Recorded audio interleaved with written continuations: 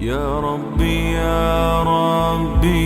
إني أسألك العفو عني ولم يخب فيك ظني يا مالك الملك يا والي.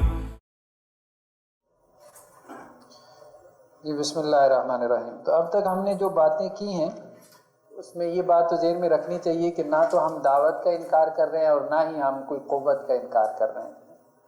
تو ہم یہ بات کر رہے ہیں کہ دونوں میں کسی طرح سے اعتدال پیدا کرنا چاہیے. مطلب ہماری بات کا خلاصہ یہ ہے، نہ تو ڈنڈا ہر مسئلے کا حل ہے تو اور نہ ہی یہ ہے کہ آپ دعوت کے ذریعے سے ہر کام کو سیدھا کر سکتے ہیں. تو یہ پیج نمبر 108 ہے.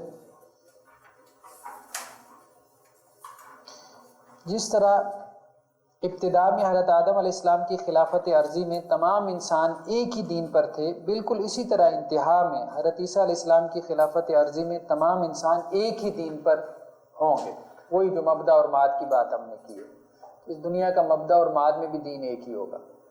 10 نسلیں حضرت آدم کی ایک ہی دین پہ گزری ہیں، تو انتہا جب حضرت عیسیٰ علیہ السلام کے زمانے میں خلافت قائم ہوگی تو پھر بھی دین ایک ہی ہوگا. یہ نیچے روایات ہیں نا کہ وہ صلیب کو ختم کر دیں گے، وَيَقْتُلُ الْخِنْزِيرَ، یہ 1 نمبر حاشیہ میں، خنزیر کو قتل کر دیں گے.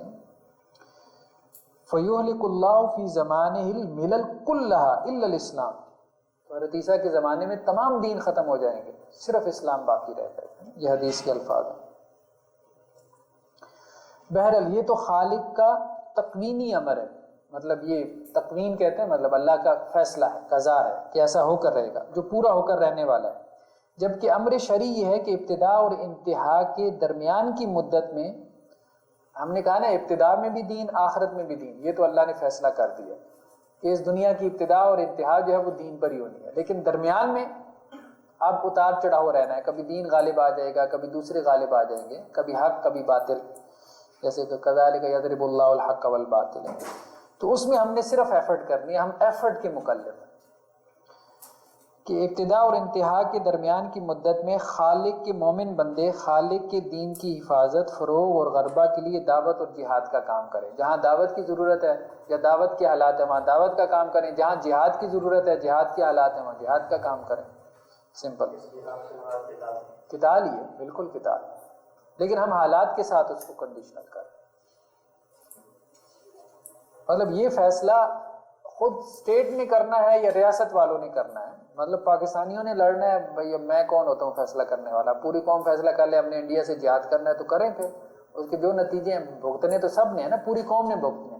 لیکن یہ فیصلہ کسی ایک گروہ کو نہیں کرنا چاہیے جو پوری قوم سے متعلق ہے، وہ کسی ایک گروہ کو نہیں کرنا چاہیے.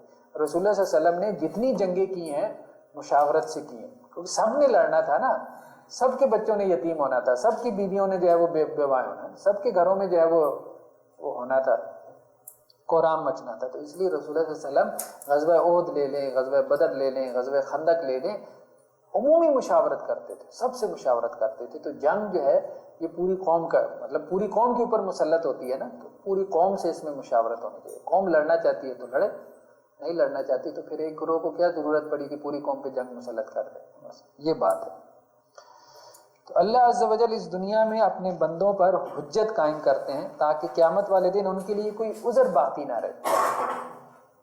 یہ حجت 2 طرح سے قائم ہوتی ہے، ایک رسول کی دعوت سے اور دوسرا خالق کی کتاب سے. محمد رسول اللہ صلی اللہ علیہ وسلم چونکہ آخری نبی ہیں، لہذا آپ صلی اللہ علیہ وسلم کی رحلت کے بعد قیامت تک کے لیے خالق کے بندوں پر خالق کی کتاب کو حجت بنایا گیا. تو اب حجت کیا ہے؟ قیامت تک کے لیے کتاب ہے، کہ نبوت ختم ہو گئی.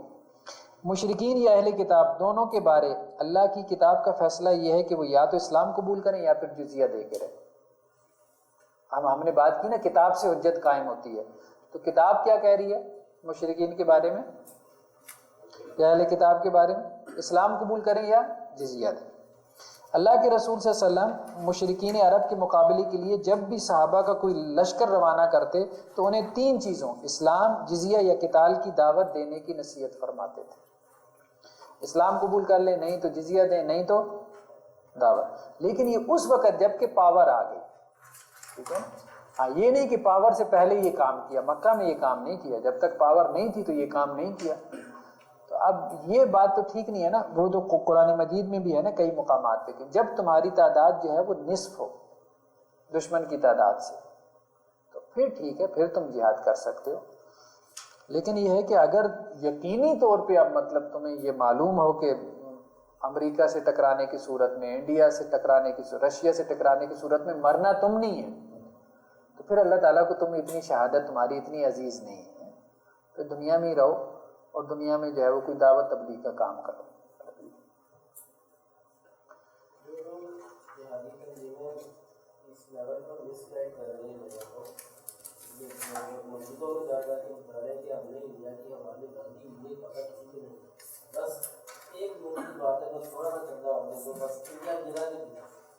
ہاں نہیں یہ تو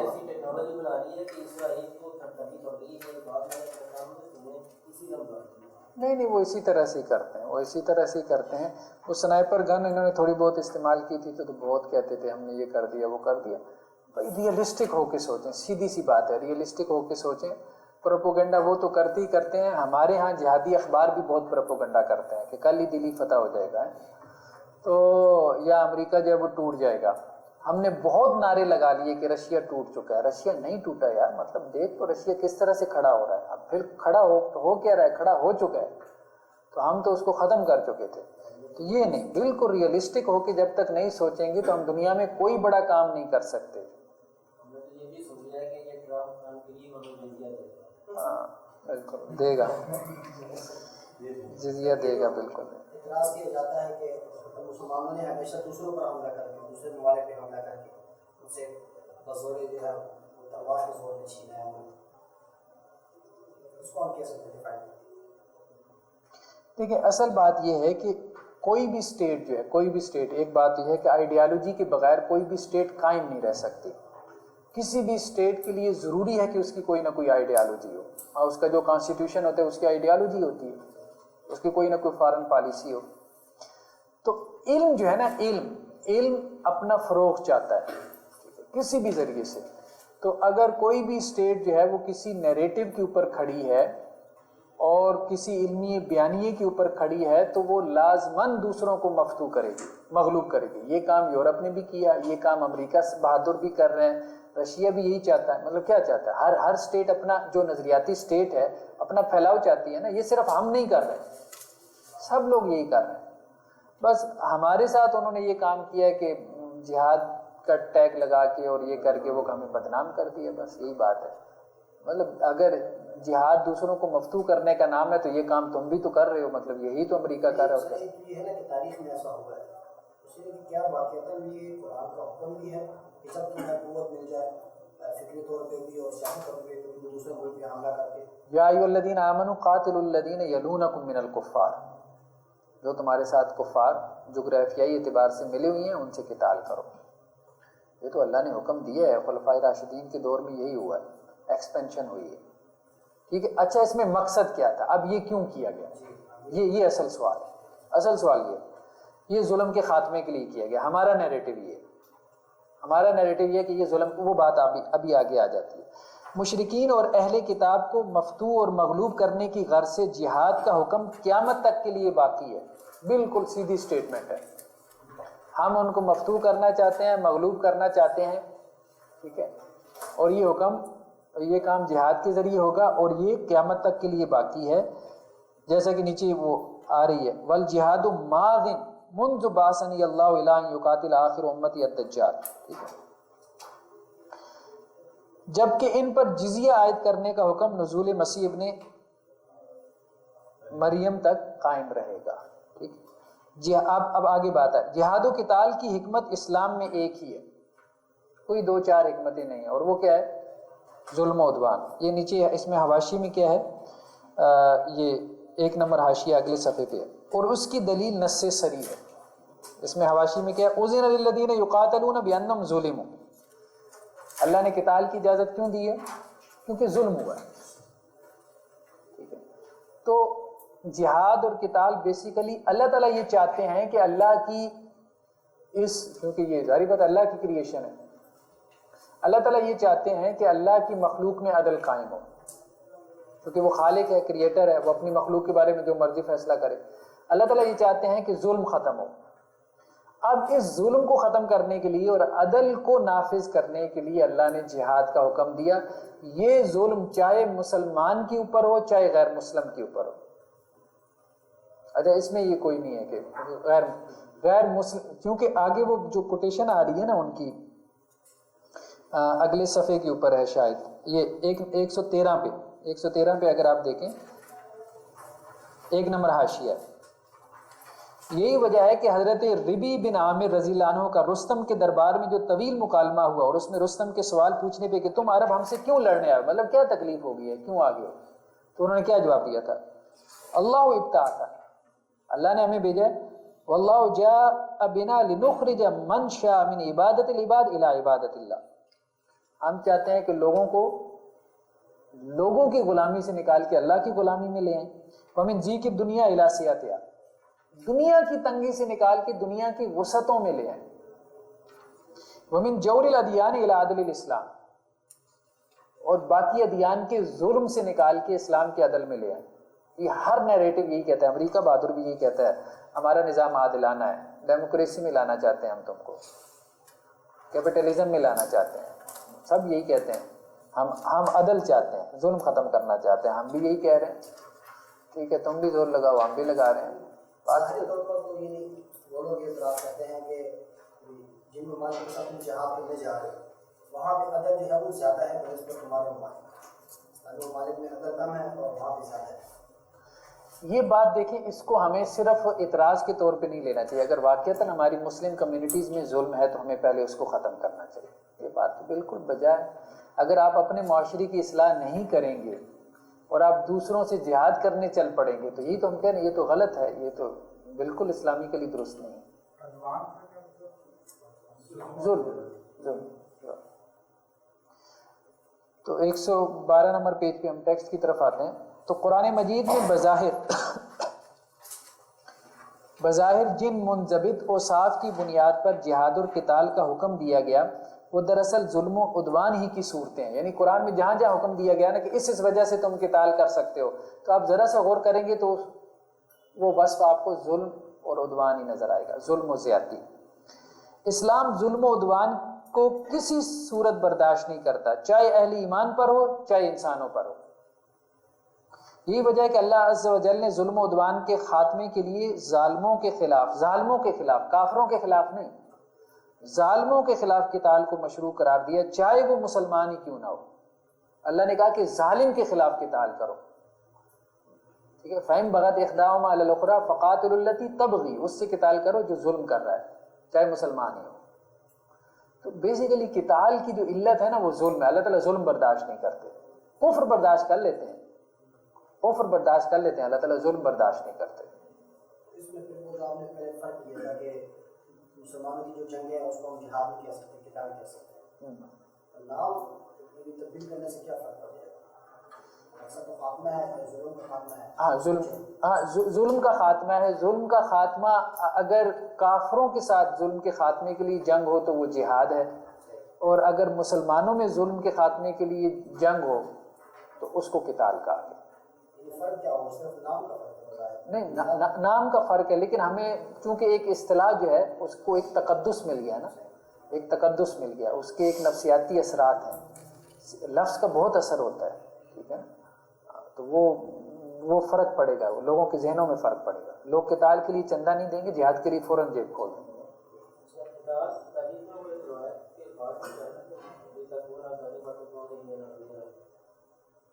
وہ بھی آگے آ رہی ہے۔ اب اگر سوال یہ ہو کہ اللہ کے رسول صلی اللہ علیہ وسلم اور خلفائے راشدین کے زمانے میں مشرکین عرب، یہود عرب، اہل فارس اور اہل روم سے جہاد اور قتال کیوں ہوا، اور اگر اتمام حجت وجہ نہیں تھی تو اس جہاد اور قتال کی کیا وجہ تھی؟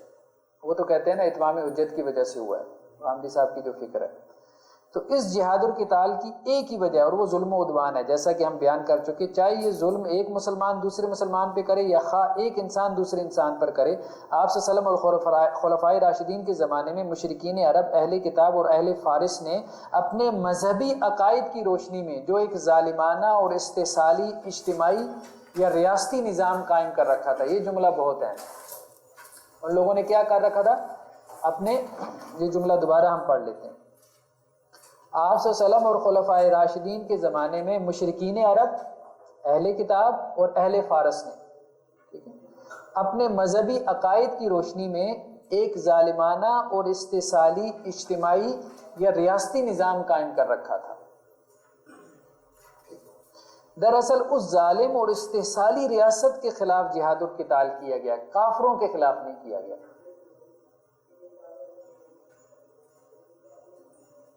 بس ایک اسلامی ریاست کی اقوام عالم کے حوالے سے دو خارجی ذمہ داریاں ہیں۔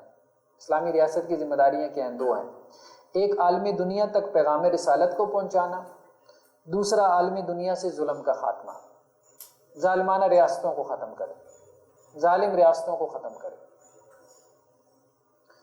پہلی ذمہ داری کے لیے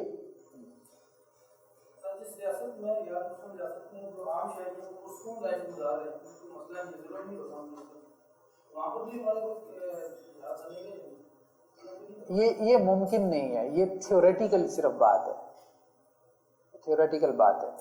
اصل بات یہ ہے کہ جب ہم یہ بات، انسان ممکن نہیں ہے کہ انسان جو ہے نا وہ انسانوں کے ساتھ عدل کر سکے، ٹھیک ہے نا، یہ خالق ہی ہے کہ جو ایسا قانون اور ضابطہ دے سکتا ہے کہ جس کے ذریعے سے آپ مخلوق کے درمیان عدل کر سکیں۔ انسان جب بھی قانون بنائے گا، اگر کیپٹلسٹ بنائے گا قانون، لیجسلیشن کرے گا، مطلب ایک اسٹیٹ کے اندر کیپٹلسٹوں کی حکومت ہے، جب وہ لیجسلیشن کریں گے تو وہ کیا کریں گے؟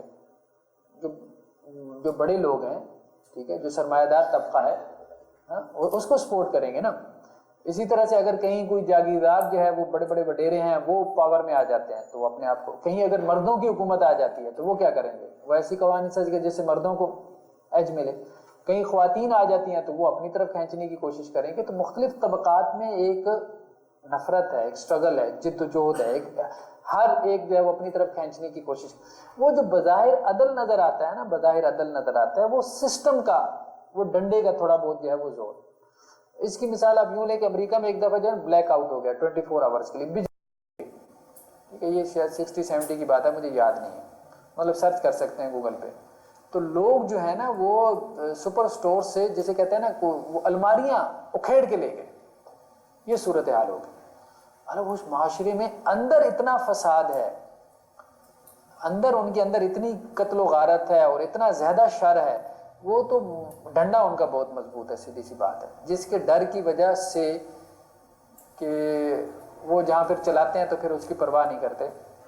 وہ ہمیں لگتا ہے کہ بڑی ایتھکس ہے، وہی ملٹی نیشنل کمپنی جو وہاں پہ جو ہے وہ چونکہ چھوٹی چھوٹی باتوں کے اوپر سو ہو جاتا ہے، ٹھیک ہے، وہاں ملاوٹ نہیں کرے گی، تو یہاں ڈبے کا جو دودھ ہے، جب آپ کے ان ملکوں میں جہاں کوئی پوچھنے والا نہیں ہے، وہی ڈبے کا دودھ جب وہ بیچے گی تو وہ کیسا بیچے گی، کس معیار کا بیچے گی؟ آپ کو پتہ ہی ہے، ملک پیک یہاں پہ دیکھ لیں، وہی ملک پیک آپ امریکہ میں جا کے دیکھ لیں، فرق پڑ جاتا ہے نا۔ تو وہ اخلاقیات ساری ان کی جو ہے وہ اخلاقیات ایسی نہیں ہیں کہ وہ کوئی فطری ہیں یا پیدائشی ہیں یا وہ کوئی بڑے بااخلاق بن چکے ہیں اندر سے، بس سسٹم ایک مضبوط ہے، یہ ان کو اپریشیٹ کرنا پڑتا ہے، اس سسٹم کی مضبوطی کی وجہ سے کوئی دھکے سے کام چل رہا ہے۔ سر یہ بھی تو ہم کہہ سکتے ہیں کہ اگر ایسا کوئی فیڈرل اسٹیٹ آ بھی جائے تو سب سے بڑا ظلم تو شرک کا تو ہوگا نا وہاں پہ۔ شرک، جہاں شرک ہوگا، خود قرآن نے کہا نا کہ ان الشرک لظلم عظیم، اور اسی طرح کفر بہت بڑا ظلم ہے، خود کفر بہت بڑا، یعنی کفر سے ظلم پیدا ہوتا ہے، یہ ممکن نہیں ہے، جہاں کفر ہوگا وہاں ظلم ہوگا۔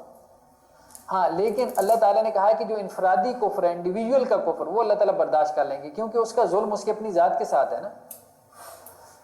جو کفر اجتماعی حیثیت اختیار کر لے، یعنی کافر سٹیٹ، ٹھیک ہے، شرکیہ سٹیٹ، تو جب وہ اجتماعی حیثیت حاصل کرتے تو اب وہ ظلم متعدی ہو جاتا ہے، اب وہ پھیل جاتا ہے، دوسروں تک پہنچ جاتا ہے۔ تو اب کہا گیا کہ اب اس ظلم کو ختم کرو، یعنی اللہ تعالیٰ اجتماعی کفر کو برداشت نہیں کریں گے، انڈیویجول کے کفر کو۔ اجتماعی کفر سے ہماری مراد کیا ہے؟ کفریہ نظام، کیونکہ کفریہ نظام ہمیشہ ظالمانہ نظام ہوتا ہے، استحصالی نظام ہوتا ہے، ایکسپلائٹ کرتا ہے، پہلی ذمہ داری کے لیے دعوت و تبلیغ کے عمل کو ریاست کی سرپرستی حاصل ہوگی، یعنی پوری دنیا تک پیغام رسالت کو پہنچانا، جبکہ دوسری کے لیے جہاد اور قتال کو ریاست کی بنیادی ذمہ داری قرار دیا گیا، بشرطے کہ ریاست اس کی اہلیت رکھتی اور خارج میں حالات اس کی اجازت دیتے ہیں۔ جہاد اور قتال ریاست کی بنیادی ذمہ داری ہے تاکہ وہ دنیا سے ظلم کا خاتمہ کرے اور اسلام کے عدل کو نافذ کرے، لیکن اس صورت میں جب کہ ریاست اس کی اہلیت رکھتی ہو اور خارج میں حالات بھی اس کی اجازت دیتے ہیں۔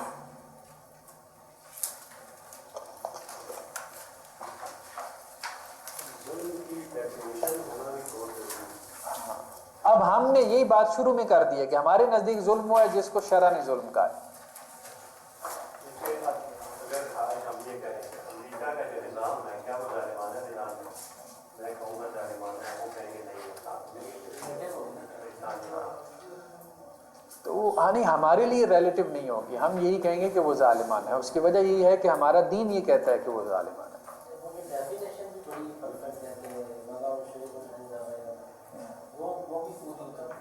کہ کسی چیز کو اس کے محل اور مقام پہ نہ رکھنا۔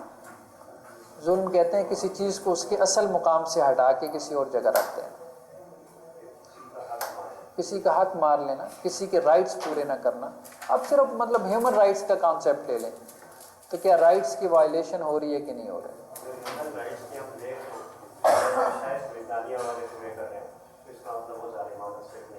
نہیں، ہاں یہ تو صرف ایک ایکسپیکٹ ہے آپ کی زندگی کا، ٹھیک ہے۔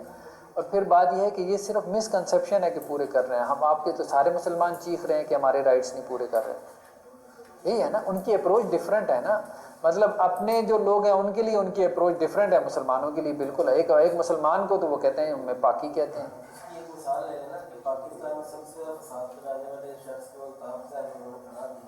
نہیں وہ ٹھیک، وہ سب کو سمجھ میں آتا ہے کہ وہ کیا کر رہے ہیں، وہ سب کو پتہ ہے کہ وہ کتنے جو ہے وہ مطلب بااخلاق لوگ ہیں، امریکنز ہوں یا برٹش ہوں، مسلمانوں کے لیے کسی طرح سے بھی وہ بااخلاق۔ اسلامو فوبیا مطلب ہر جگہ آپ کو یورپ میں نظر آتا ہے، امریکہ میں نظر آتا ہے، تو مسلمانوں کے ساتھ امتیازی سلوک یہ ہر جگہ آپ کو نظر آتا ہے، ان کو جابس میں پیچھے کر دینا اور اس طرح سے جو بھی وہاں پہ ایشوز ہیں۔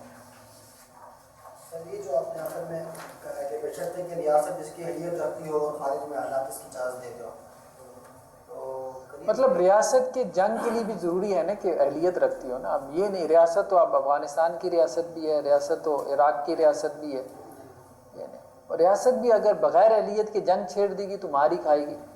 مطلب بات پھر وہی جو ہم نے کی ہے کہ بھائی مرنا مقصود نہیں ہے، مرنا کسی مقصد کے لیے ہے، مقصد پورا ہوتا ہو تو پھر اللہ تعالیٰ کہتے ہیں آ جاؤ شہید ہونے کے لیے۔ اگر مقصد نہ پورا ہوتا ہو تو صرف تمہاری شہادت اللہ کو مطلوب نہیں ہے، اور وہ مقصد کیا؟ دین کا غلبہ، دین غالب ہو رہا ہو تو ٹھیک ہے آپ شہید ہوں جا کے۔ اچھا مقصد بھی ہو لیکن جس آپ کہہ رہے ہیں اہلیت ابھی نہ رکھتے ہیں ساز و سامان کے حساب سے یا تعداد کے حساب سے، تو پھر آپ کو ویٹ کرنا چاہیے۔ ظاہری بات ہے، بالکل ویٹ کرنا چاہیے، ویٹ کرنا چاہیے۔ دعوت و تبلیغ کا منہج تو ہے نا، دعوت و تبلیغ کے منہج پہ عمل کریں، آپ نان مسلمز کو اسلام کی طرف لائیں دعوت کے ذریعے، تبلیغ کے ذریعے، یہ ایکٹیویٹیز تو بہت بڑا میدان ہے۔ یہ کہنا کہ اسلام کا مقصد صرف جو ہے وہ فکری غلبہ ہے، نہیں، بالکل غلط ہے۔ اسلام، ہاں اسلام کا مقصد فکری غلبہ بھی ہے، سیاسی غلبہ بھی اسلام میں اتنا ہی مقصود ہے۔ وہ نالج ہی کیا نالج ہے جس کے پیچھے پاور نہ ہو، وہ تو ہم نے پہلے شروع میں بات کی ہے، وہ لائبریری میں پڑھا رہے گا۔ آج اسلام کو کون جانتا ہوتا اگر جہاد نہ ہوتا تو؟ جہاد کی وجہ سے ہی تو آپ لوگ اس وقت دنیا میں 1.25 ارب کے قریب ہیں۔ چلیں جی، سبحانک اللہم۔